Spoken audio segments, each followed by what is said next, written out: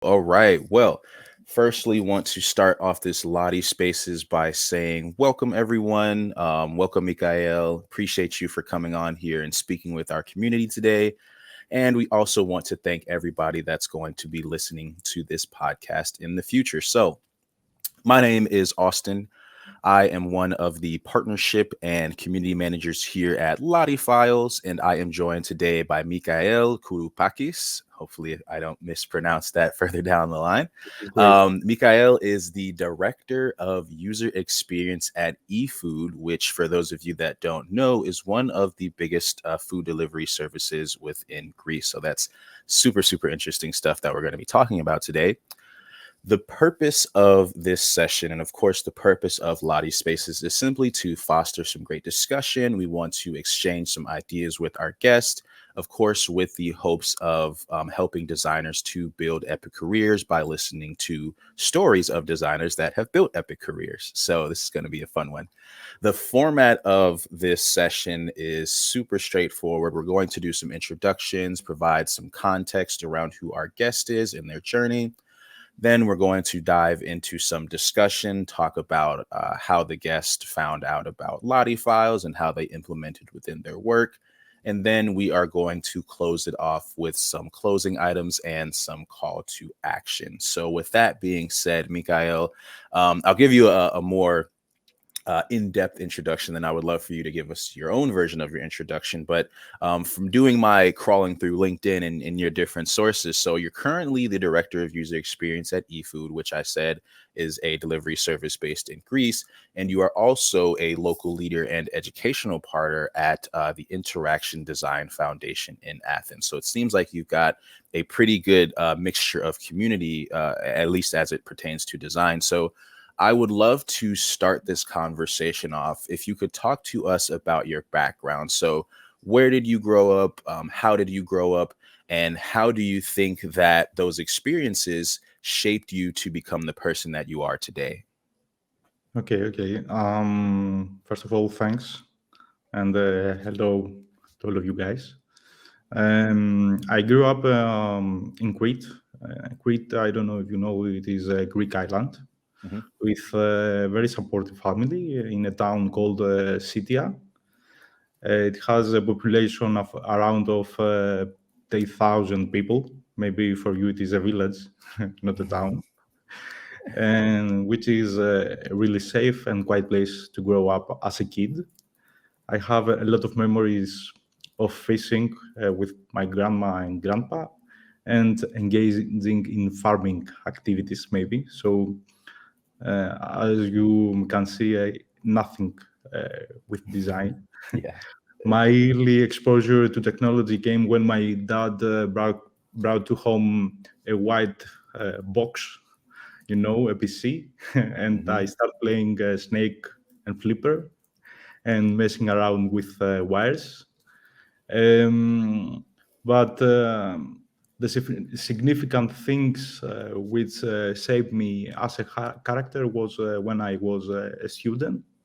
Before college, I had two professors, I think Professor Dimitriadis and Professor Perakis, physicist and mathematician, who shaped me because they learned me how to learn and to be self-learning person. They asked to the students to read first the lesson and then they teach the lesson, which influenced me for my approach to learn new things.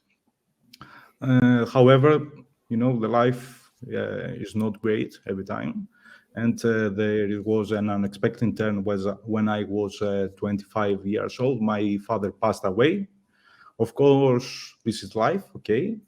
But all my energy, I use it to work more on those times and be more productive. And I learn more and more creative things and here I am as a designer. Um, when I was 18 years old, I came to Athens and studied computer science at National Kapodistrian University. But at my second year, there was a lot of challenges here in Greece. I don't know if you know, we had a lot of problems with economical crisis, So there was a lot of occupations at the university. We had university which don't work. So I need to understand what to do with my life.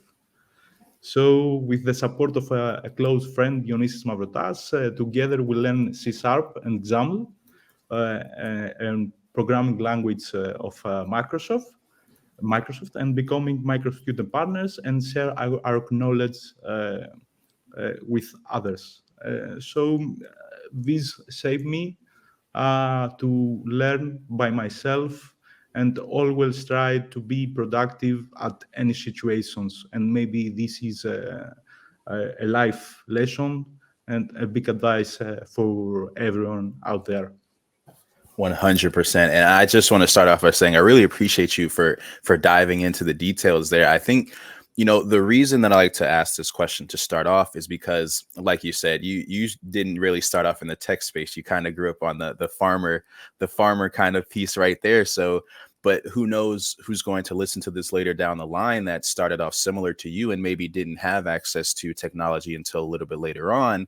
And they're, either still trying to figure out what to do or how to, start their career within the technology space. So I think, people listening to this will really identify with your story and kind of push forward. And I definitely want to, it's not an easy thing to have a father pass away at 25 years old. So I appreciate you for being vulnerable and telling us how you converted that energy into being more productive, into, partnering with your close friend to learn programming and to overall push your careers ahead. So I want to dive into your designer journey. So can you tell us just more about that overall journey, in total? Because you said that you started off, learning how to code within the Microsoft language. So I would love to hear from you. How did your journey get started as a designer? And how did you get started in that field specifically? As I said at first, I learned to program. In reality, I am very bad programmer. I hate myself for that. But of course, it is a really good knowledge for everyone out there. And I believe every designer should learn even the basics about programming. They will help them to communicate better with developers and to not constantly fight, but to be friends. So with my friend Dionysis, during that time, we participate in a lot of contests, app contests. And every time I end up to design and make the product part of our project and not the programming part. And we took a lot of awards that time. I don't remember how many, 10, 20. And there was a person, an employee from Microsoft, Dimitri Ganatsios, who introduced me and explained me more about the user experience, because at 2010 and 11 here in Greece, we didn't know what the user experience is. I don't know if in other parts of the world user experience was famous. This was a turning point for my career, because I started to read all by myself. In reality, I took a lot of lessons at the Interaction Design Foundation, and I read a lot of books. I believe that every designer has read Don Norman and Everyday Things. But there are a lot of info and sources to read about design. So maybe design theory, this was my first step to design. And then my professional journey continued to a position as a designer at a startup called Poki. Poki is still working, and it is couponing and analytics for groceries. I believe that everyone who joins a startup environment is great, because you can experiment with a lot of tools, create a lot of mistakes, and learn and create a mindset which values continuous improvement.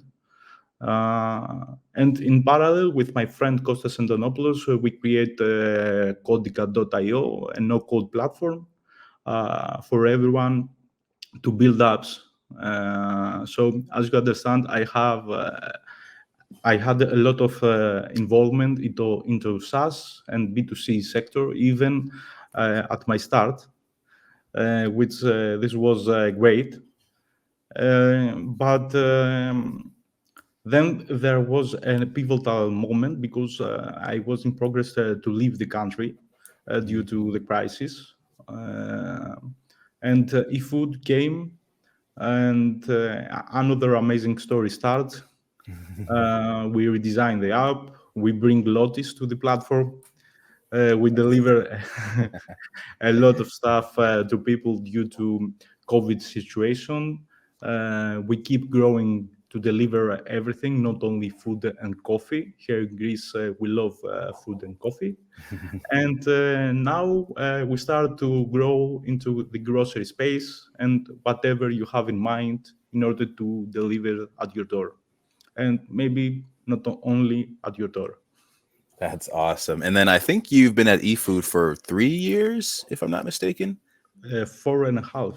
4.5. Okay, that's awesome. That's awesome. So I want to touch on mentorship because it seems like from what you're telling me, a lot of your experience was you having to learn on your own, you having to, learn how to code, reading on your own, and you may have had a friend or two here that you can kind of bounce ideas off of. But it seems like you've kind of been a lone wolf throughout this journey. So when I talk to designers like yourself, they say that mentorship played, either a key role or a small role in the development of their career. So I want to ask, have you had any people that you would consider mentors who have guided you? Or now that you're at this point in your career, do you offer mentorship to others? As you said, I was an lonely wolf. In reality, I didn't have mentors, and I said before, I had people who shaped me, even if they didn't have nothing to do with product design. And maybe we need to value those persons. This also shaped my style to mentorship because I want to be the leader or the mentor I hope I had. For this reason, I give ownership and space to other in order to grow. I believe that you need to let people make mistakes, but you need to learn from your mistakes.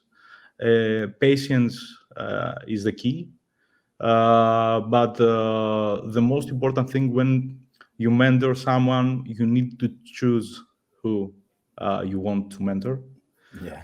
At eFood, we hire people who want to learn, want to grow, and have the same passion like us. Because if you mentor someone who doesn't want to learn, it doesn't matter, even to you. At the end of the day, mentorship is good for yourself. So this is it.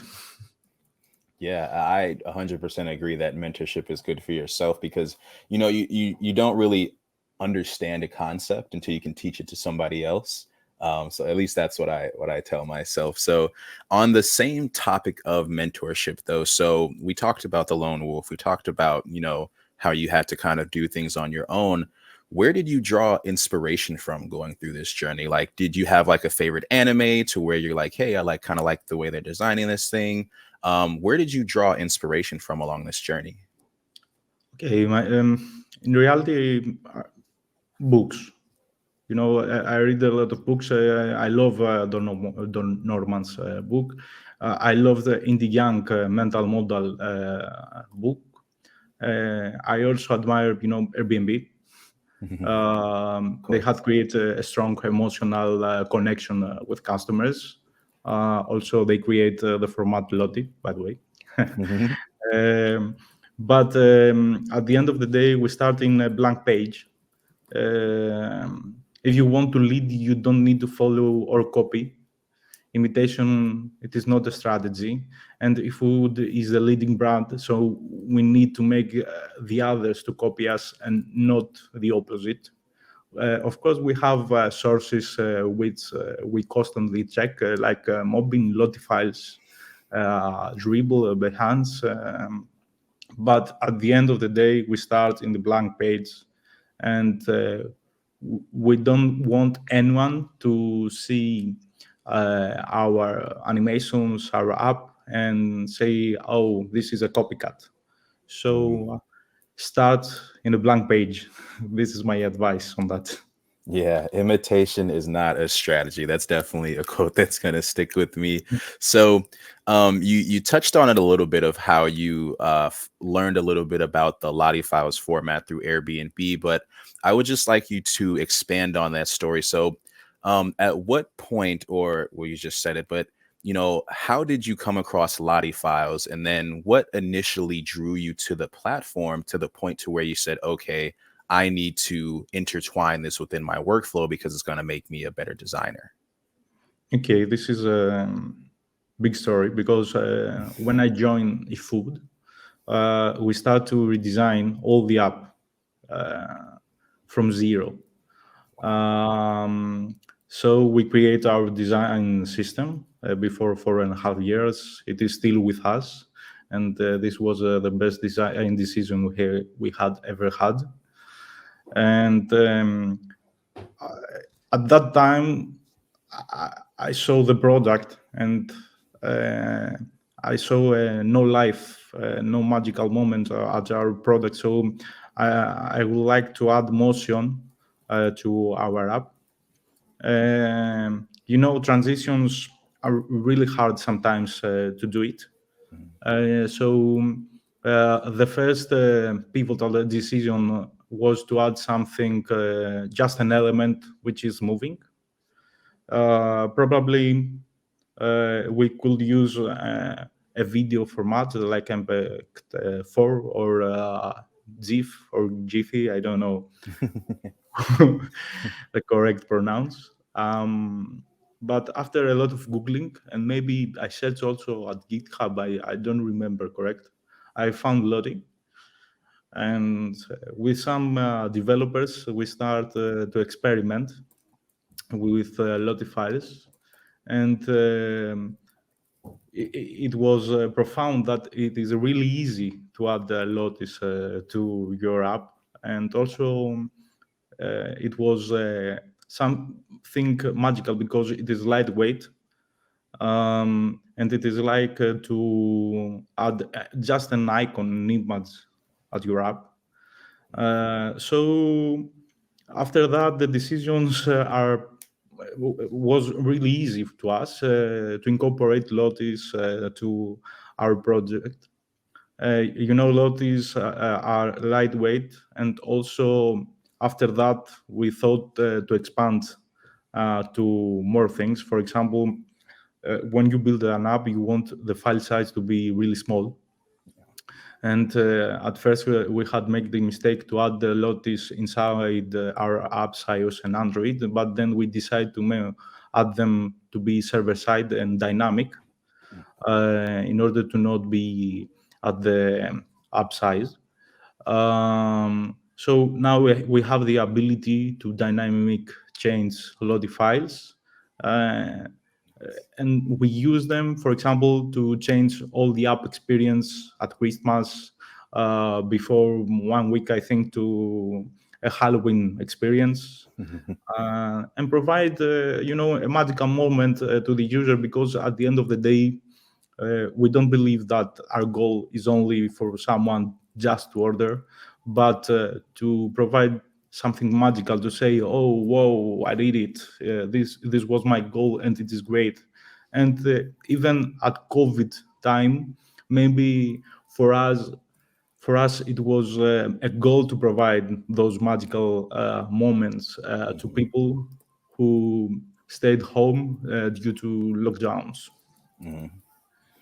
Yeah, and I 100% agree with that. I When you're talking about it, you're providing an experience, right? And I think a lot of people forget that, whether whatever app you're using, Uber to hail a ride or eFood to get some food, or, an app to buy some clothes or something like that, this is a moment of your life. This is an experience. And I think, hearing your story and hearing you tell about how you essentially built this up from scratch 4 years ago is extremely inspiring to know that, okay, we have the user experience. And of course, it's just a few clicks on their phone.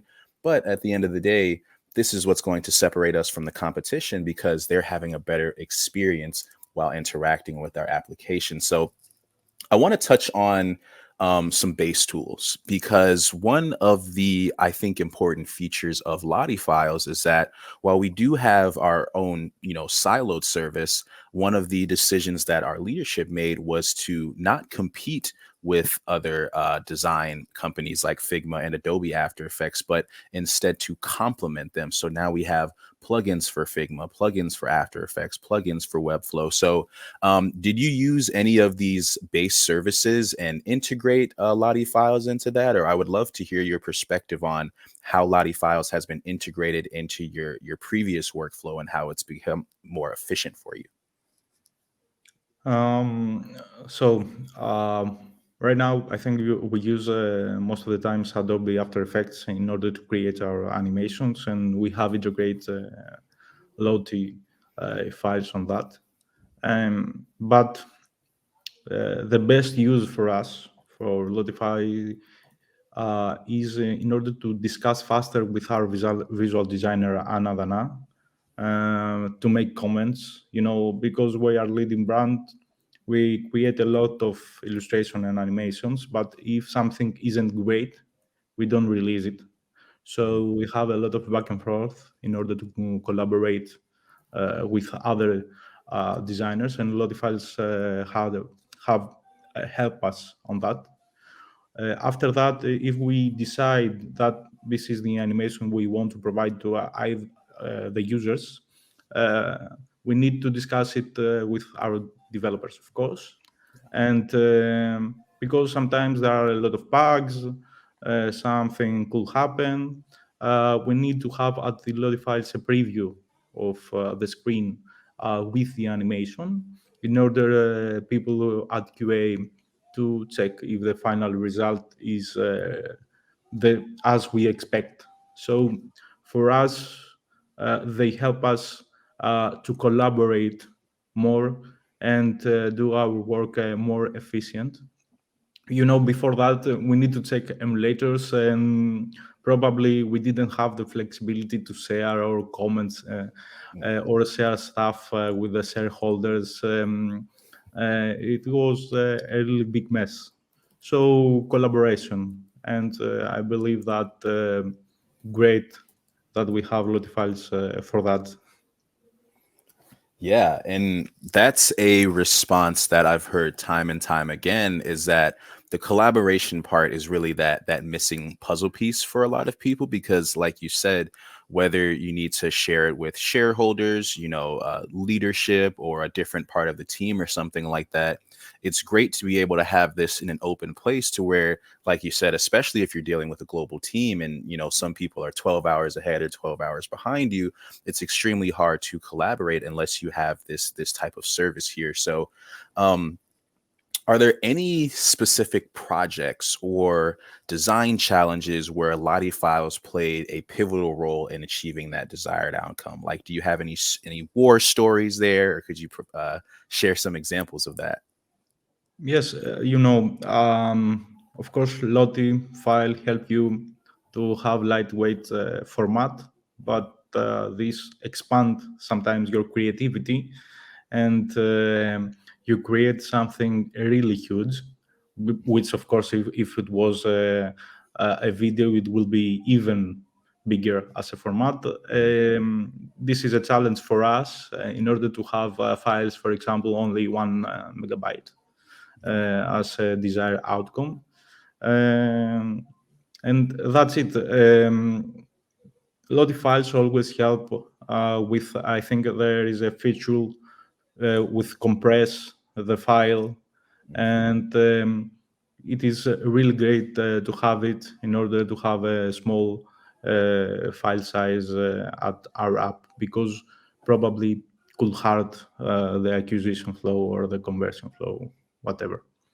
But the best thing we had ever had is that I was mentioning before, that nowadays we have the Lottie server side, and at Christmas and Halloween we make dynamic and personalized sometimes changes in order to make our platform more engaging.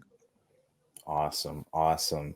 So we are entering, I guess you would call this the closing questions of our chat here. So, which I think these are some of the best questions in my opinion. So I'll go ahead and ask them. But so you've been in the space for a while, right? You've had experience with developing, so coding, and of course you have experience with the user interface and the user experience as well. So you've seen these tools change and you've caught on and said, okay, in order for me to tell a better story, I should start to involve motion, right? And that's how you got down this path of LottieFiles and integrating that within your workflow. So for the audience, for those listeners out there that maybe are just entering their career in this ever evolving field of design, how do you stay up to date with these new technologies, and how do you continue to improve your skills? Do you follow a particular newsletter or a YouTube account, or how do you stay up to date in the space?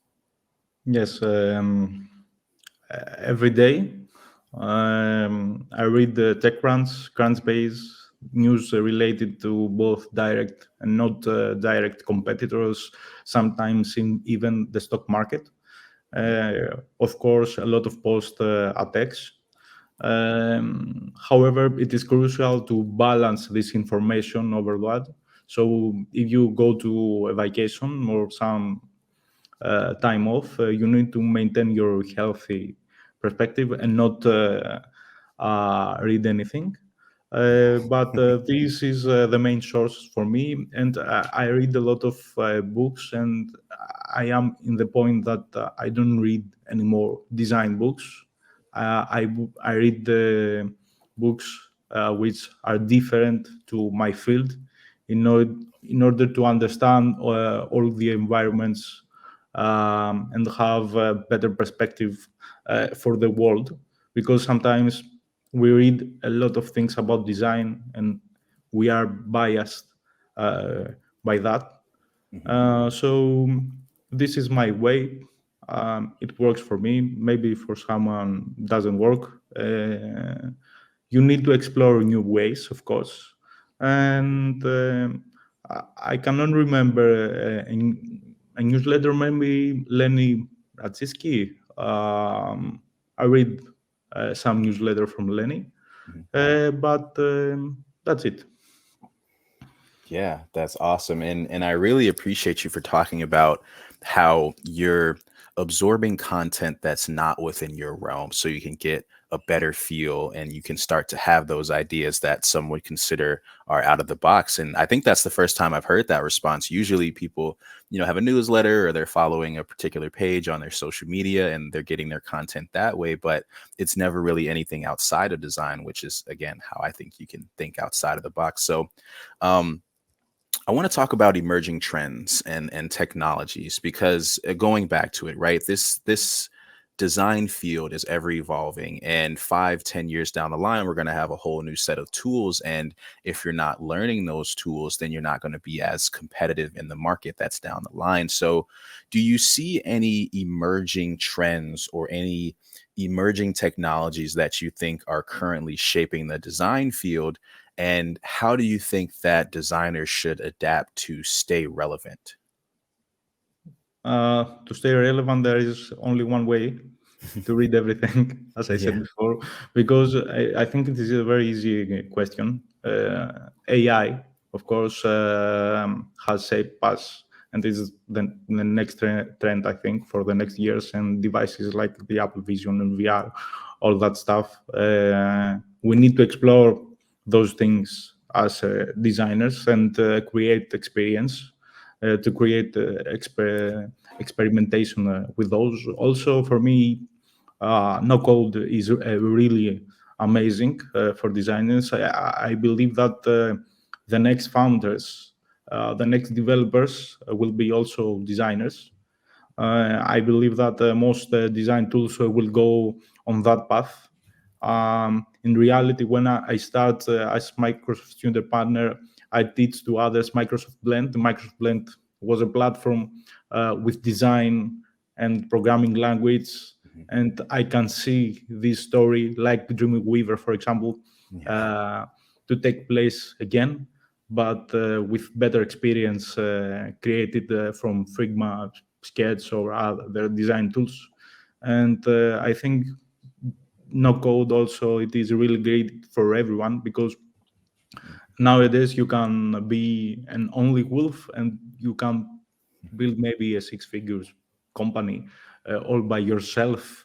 uh, Even if you are not a designer, you can use a code tool, whatever you want, and build a big company.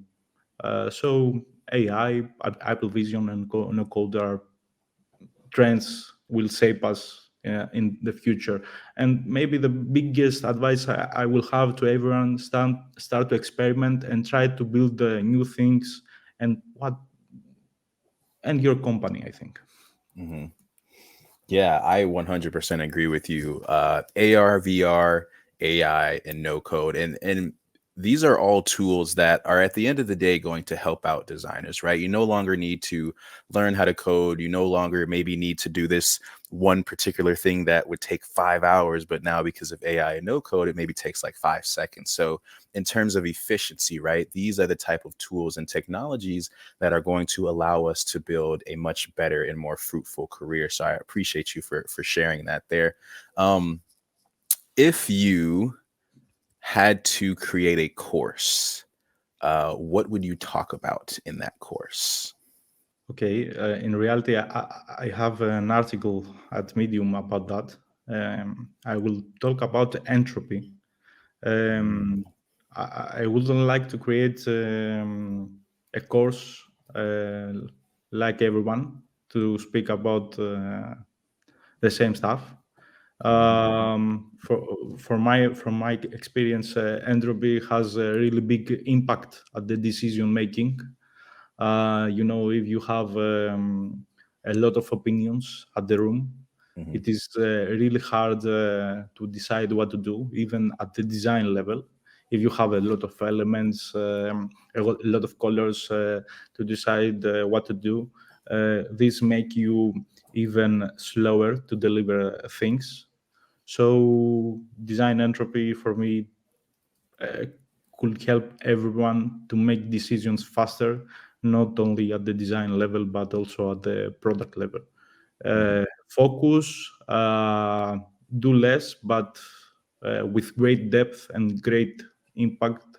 This was, I think, this will be the best course. Maybe I will probably need to do Mhm. in the future. Yeah. Yeah, that's a new response for me. Usually people go the route of, I've learned this particular thing in design, whether it be, business or motion or whatever the case may be. But a lot of this is about decision making, right? Like sometimes you're not going to have a mentor. Sometimes you need to do things on your own. And when you've got everybody talking in your ear of, no, it should be blue 4, no, it should be blue 7, Of you've got course, to, you've if got you to, need to provide value to the community, you need to share new stuff. If I create a course again for design systems, again for the same motion, it is nothing new. You need to provide something new to the community. So, in general, I would like to create courses with unique content, not something from OpenAI, ChatGPT. yeah. Awesome, awesome. So these are the final two questions that we have here. I told you I would get you out of here on time. So um I just want to ask, what are you working on right now that gets you excited? Is there something that you wake up and you jump out of bed and you're like, yes, I get to work on this button, or yes, I get to work on this thing? Like what keeps you going? What gets you excited? Okay, at the food right now, we focus and we have all our efforts to build the best app here in Greece. Um, I wake every day and I am happy for that. 4.5 years, this is my goal, and only that it is really exciting for me. But nowadays, we are focused also to expand to groceries. and provide the best groceries experience and fast delivery here in Greece. So maybe this is the second most exciting thing that we have here. But at the end of the day, I wake in order to provide the best customer experience, because eFood is the leading brand here in Greece. So every change we will release, it will affect a country. Mm. So this is even better, uh, and make you even happier to wake up every day. Yeah, yeah. It's not every day that I hear somebody say they're excited to get up and improve the grocery delivery experience. But I think it's super important, right? Everybody needs to eat, everybody needs to get food, and to and 4.5 years is also a pretty big feat as well. I think, especially in the tech world, the average tenure is maybe like 3 to 5 years or something like that. So to hear that you're really involved with the company, to hear that you've built a career with them, and again, you took it from scratch and essentially built it to what it is today. So I really can sense that you take pride in your work and you take pride in being able to provide these amazing experiences. So I'll finish off with this last question. You kind of touched on it, but it's about advice, right? So we have this next generation of designers that's coming in with AR, VR, no code, AI, all these new technologies. And they're probably rightfully very confused, right? So I want to ask, if you had to give some advice for the next generation, or if you had to give some advice for your younger self, what would that advice be? Okay, as I said, don't read only design books. Mhm. Uh, this is the advice can be just in one sentence. You need to know everything for something and something for everything. Mm. So at first, of course, you need to learn about design, about the user experience, and of course the theory. Most designers they start to just learn a design tool. For me, this is wrong. You need to start to read the theory at first, then to learn maybe a design tool in order to make your vision and your creativity something more tangible. But when you start to be in a level where you don't have anything to take from those books, maybe you need to start to read topics like investing, maybe for farming, maybe for business sales. For example, I love books from Ray Dalio, Principles, or Big Changing world order. Prices, Yep. or for example, Maurice Pabrai for Danto Investor. You need to learn more things about the world because the world is changing. So sometimes you need to build more innovative solutions. So for me, this is the biggest advice from younger generations.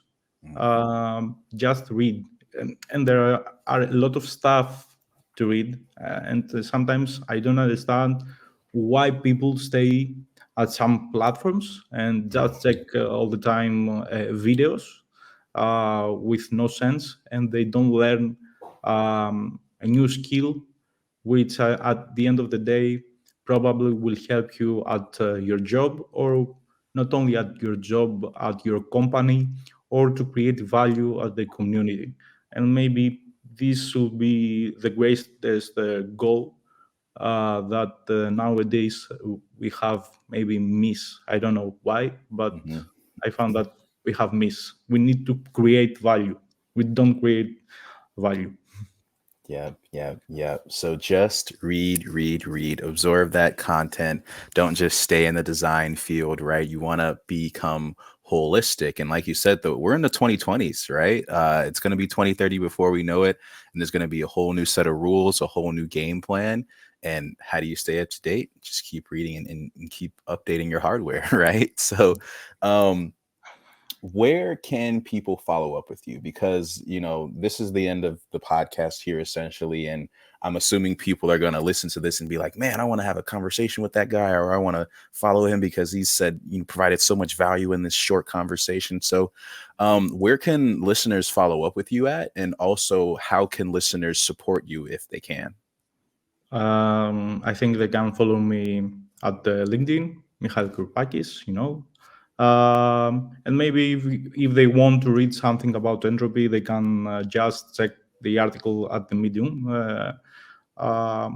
That's it. Of course, everyone can send me and ask me more questions. I'm free and open to that, to share my knowledge, and also not only share, but have a great discussion, to take experience from other people at the end of the day.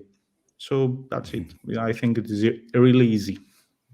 Awesome, awesome, awesome. So definitely look up Mikhail on LinkedIn. You will find him there. That's how I found him. And that's how I learned about him and his backstory. And I was like, I can't wait to have a conversation with this guy. So yeah, that is it for this podcast. Mikhail, I really want to express my gratitude for you taking time out of your day. I know you're a busy person, and coming with and speaking to me, speaking to our community. I'm 100% sure that somebody's going to find value from this, and they're probably going to reach out and be like, I listened to your LottieFiles podcast. Can we have a conversation? So yeah, this is a great one. Again, this is, well, obviously it's recorded because the people are going to be listening to it on Spotify and stuff like that. But that is it for this LottieSpaces. Again, my name is Austin. I'm one of the partnership and community managers here at LottieFiles, and I have been the one hosting this amazing LottieSpaces that you're listening to. So with that being said, that is it for this one, and we will see you all in the podcast verse.